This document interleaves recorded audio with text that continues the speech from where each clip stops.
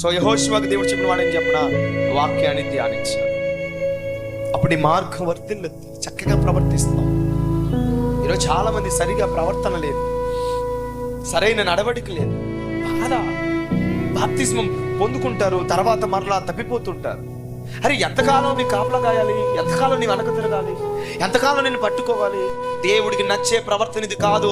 మీ అందరికీ దేవుడు చెప్తున్నాడు, మార్గంలో వర్ధిల్లాలి అంటే, కుడి ఎడమ తొలగకుండా ఉండాలి అంటే, చక్కగా ప్రవర్తించాలి అంటే, ఒక నిజమైన విక్టోరియస్ లీడర్గా నువ్వు నిలబడాలి అంటే, విక్టోరియస్ విజయకరమైన పరిచారకునిగా నిలబడాలంటే, విజయవంతమైన సేవకునిగా నిలబడాలంటే, విజయవంతమైన నాయకునిగా నిలబడాలంటే ఖచ్చితంగా దివారాత్రము నీ మైండ్ లో ఉండాల్సిందని చెప్పడం.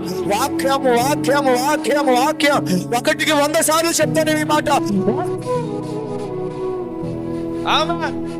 వాక్యం నేను పరిశుద్ధపరుస్తుంది చెప్పలగొట్టు, ఆ వాక్యం నేను బాగు చేస్తుంది చెప్పలగొట్టు, ఆ వాక్యం నేను జీవింపజేస్తుంది చెప్పలగొట్టు, ఆ వాక్యము వీటిలో పేతురు ప్రసంగిస్తున్నదని ఆ అభిషేకము వస్తుంది చెప్పలగొట్టు.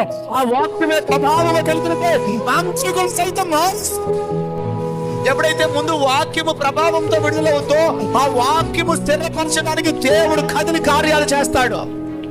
ఆమె నల్ల గట్టిగా ఈ రాత్రి పరిశుద్ధాత్మ దేవుడు మీతో చెప్పే మాట చెప్పిన యేసు నామములో ఇటు వాక్య ప్రత్యక్షత మీకు విడుదల అవును గాక.